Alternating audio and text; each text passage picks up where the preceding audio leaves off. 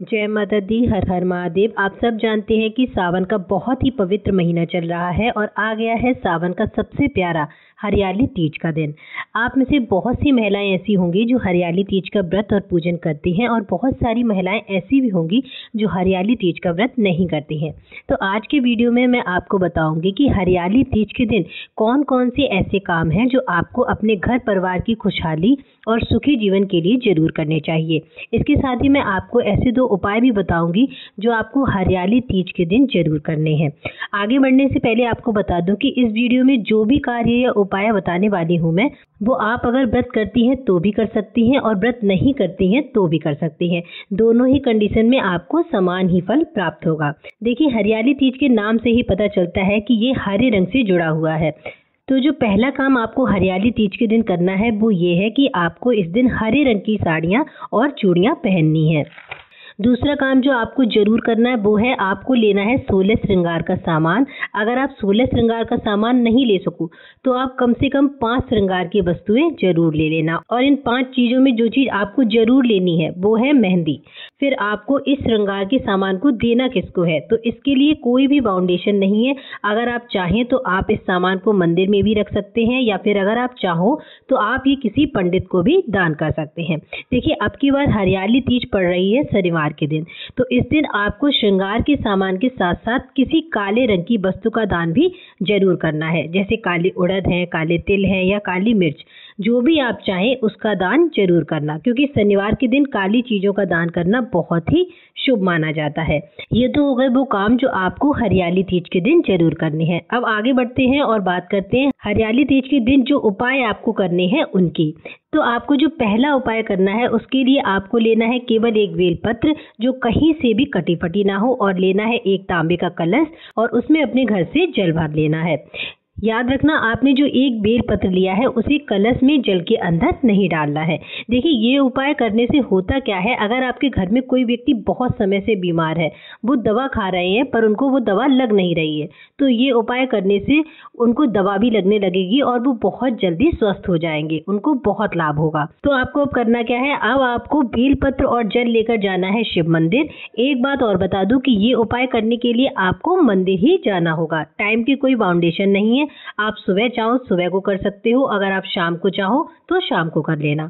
अब मंदिर में आपको बैठना है शिवलिंग के पास उत्तर दिशा की ओर फेस करके, और जो जल का लोटा आप लेकर गए हो उसको रख देना है शिवलिंग के पास। फिर आप जो बेलपत्र लाए हो उसको छुआना है इसी लोटे से श्री शिवाय नमस्तुभ्यम का स्मरण करते हुए। ध्यान रखना, बेलपत्र को जल में नहीं छुआना है बल्कि बाहर की तरफ सिर्फ लोटे पर ही टच कराना है। और फिर इस बेलपत्र को कुंदकेश्वर महादेव का नाम स्मरण करते हुए शिवलिंग पर समर्पित कर देना है। बेलपत्र की डंडी होगी माता अशोक सुंदरी की तरफ और पत्ती होगी आपकी तरफ।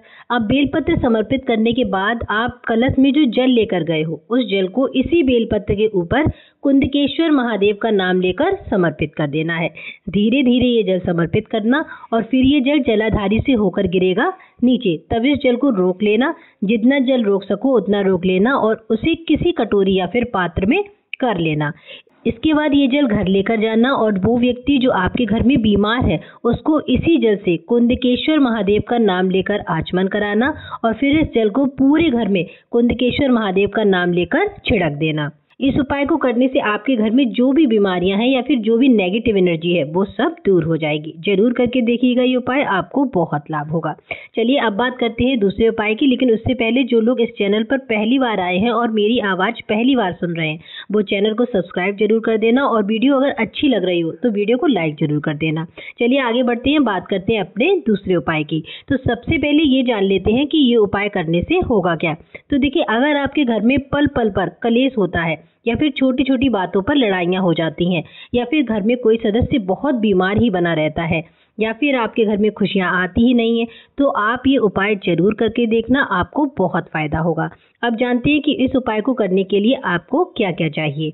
आपको चाहिए एक इत्र की शीशी, जो पूजा वाला इत्र आता है ना, वो ले लेना, और आपको लेना है 5 बेलपत्र। अब आपको करना क्या है, बेलपत्र की जो डंडी है ना उस पर इस इत्र को लगाना है। 5 बेलपत्र है, 5 बेलपत्र की डंडी पर इत्र लगा देना और फिर इन 5 बेलपत्र को जिन पर इत्र आपने लगाया है उनको लेकर जाना है शिव मंदिर और फिर शिवलिंग के पास बैठकर आपको ये 5 बेलपत्र एक एक करके शिवलिंग पर समर्पित करनी है।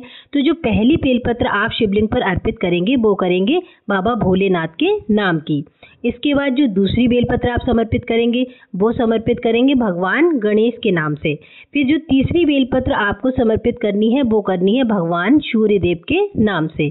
अब जो चौथी बेलपत्र आप समर्पित करोगे वो करोगे भगवान विष्णु के नाम की। और अब जो 5वीं बेलपत्र शेष बची हुई है वो आपको समर्पित करनी है जगत जननी माता दुर्गा के नाम की। देखिए, हमने अभी जो 5 भगवानों के नाम लिए हैं इन्हें कहा जाता है शिव पंचायत। किसी भी विशेष तिथि पर या फिर विशेष दिन अगर कोई व्यक्ति 5 बेलपत्र की डंडी पर इत्र लगाकर इन 5 भगवान भोले शंकर जी, गणेश जी, सूर्य देव, विष्णु भगवान और माता दुर्गा के नाम से शिवलिंग पर अर्पित कर देता है, यानी शिव पंचायत का नाम लेकर शिवलिंग पर समर्पित कर देता है, तो उसका पूरा परिवार हमेशा खुशहाल रहता है। घर में कभी भी लड़ाई झगड़े और क्लेश नहीं होता है और ना ही बीमारियां जगह ले पाती हैं और ना ही नेगेटिव एनर्जी रह पाती है। एक बात का ध्यान रखना कि ये उपाय आप सिर्फ शिवलिंग पर या फिर किसी बेलपत्र के पेड़ के नीचे ही कर सकते हैं। जरूर करके देखिएगा ये उपाय। बाबा भोलेनाथ आपकी सभी मनोकामनाएं बहुत जल्द पूर्ण करेंगे। आज के वीडियो में इतना ही। अगर आपको वीडियो में दी गई जानकारी अच्छी लगी हो तो वीडियो को लाइक कर देना और चैनल को सब्सक्राइब कर देना। हर हर महादेव।